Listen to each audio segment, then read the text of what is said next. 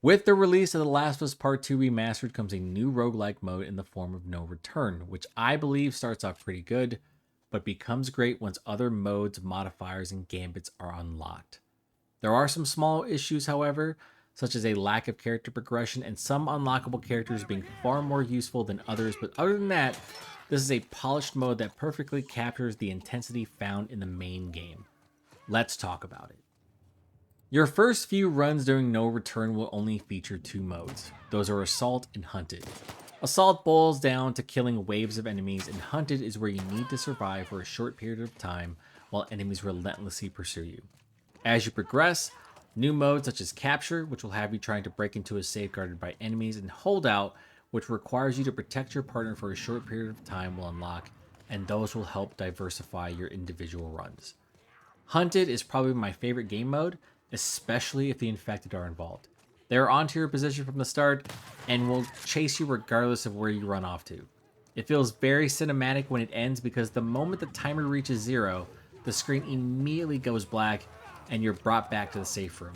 It can create some really exciting moments. Now, if you're being hunted by the Seraphim, it's a whole different story. They are very accurate and will flank you in open areas, so be sure to continuously move or you will be dead early in the run. Holdout mode can be equally intense depending on who your partner is. For example, Lev is equipped with a bow and arrow, and other characters will just have far more effective weapons when being hunted. Having Jesse or Manny as a partner feels like cheating because of their individual loadouts. Jesse will have a shotgun and Manny will have a semi-assault rifle, and it just feels like they're defending you in these moments. Capture mode is fun and does require strategy, but it really depends on the location. Enemies are generally grouped up to defend the safe, so they become easy targets. There is an achievement for getting to the safe without killing any enemies, so if you have a stun or smoke grenade, it should be pretty easy to accomplish. But if you're like me, you'll probably just flail around, get shot, and end up killing everyone anyway.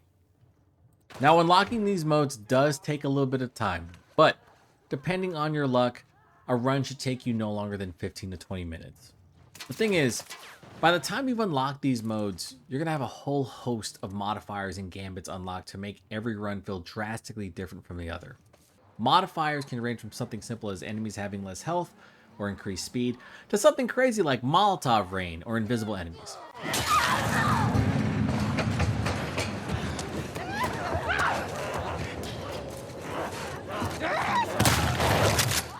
Hearing the screams of the infected but not seeing them is a whole new level of fear that's unlocked.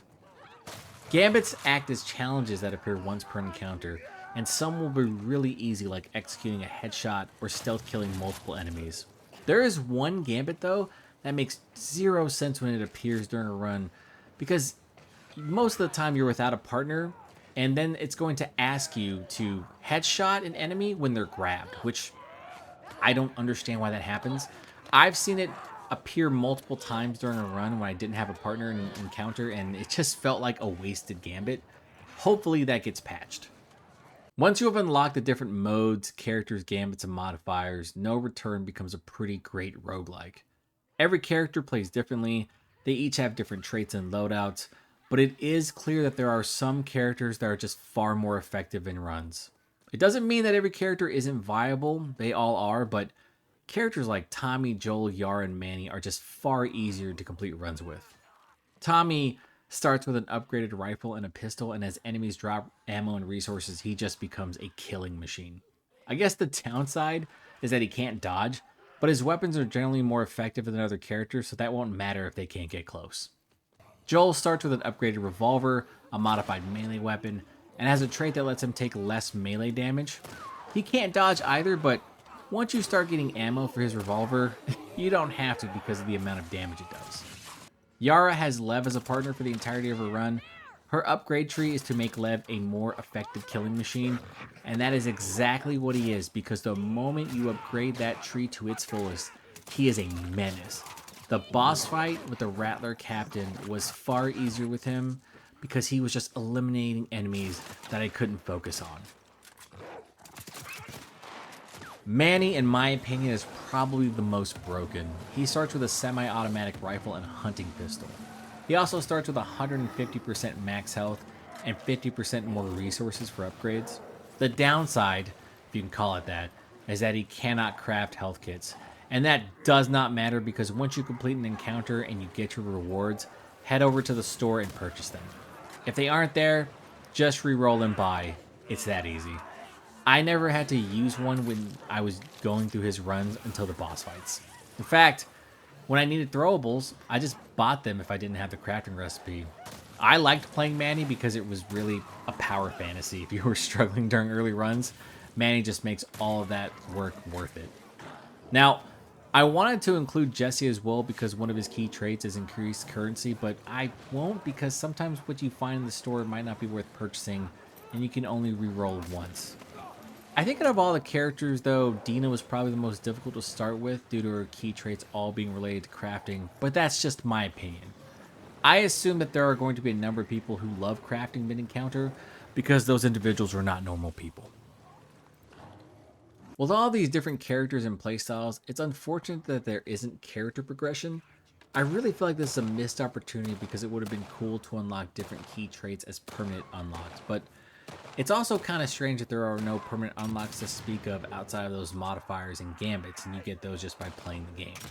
Essentially, you're just playing to unlock other characters and skins, which is fine, but it feels like Naughty Dog could have included key traits to unlock, and this would have acted as incentive to play those characters that you're just not comfortable playing. Almost every great roguelike I can think of has permanent unlocks, and for No Return not to have them is a strange omission. As a whole, No Return is worth the price of admission. If you felt like the $10 to upgrade The Last of Us Part 2 Remastered was unjustified, I would understand. But the inclusion of a roguelike mode that is as replayable and enjoyable as No Return, to me, justifies that $10. It's clear that Naughty Dog put some effort and care into this mode. It doesn't feel tacked on at all. And I know that a lot of people are bummed about factions being canceled, and while I do wish this was co-op, it's still an incredible amount of fun and something you can sink a number of hours into. Outside of character balance issues and the lack of progression, there are no major issues to speak of. Sure, there are some levels that are easier to hide in, like the logging camp.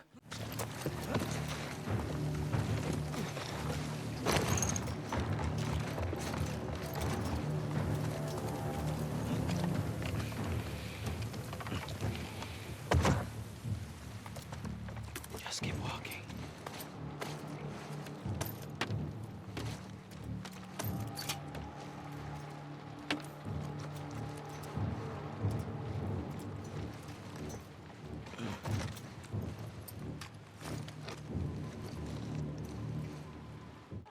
And some modifiers that absolutely suck.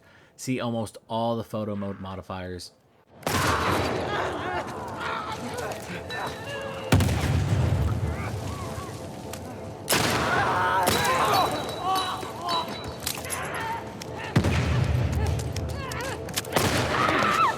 But beyond that, No Return is one of the better roguelikes, and I'm hoping Naughty Dog makes a few tweaks and updates to keep the mode fresh.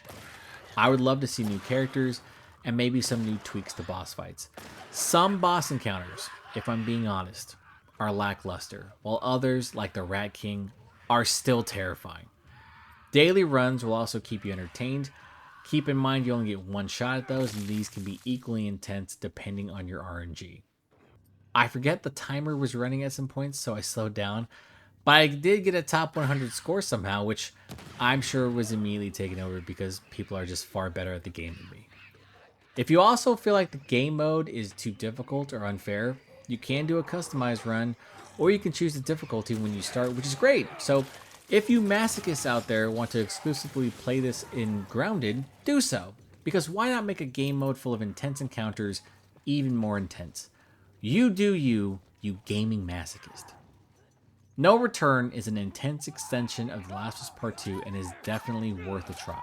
I had a great time with it, and will return to it because I enjoy roguelikes, and I really love the gameplay of The Last of Us Part 2.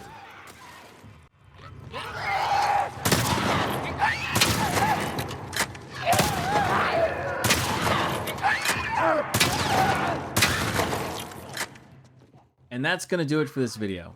So if you like the content, please consider sharing, and subscribing. I'm Ken from Pixelated Thoughts, and I'll talk to you next time.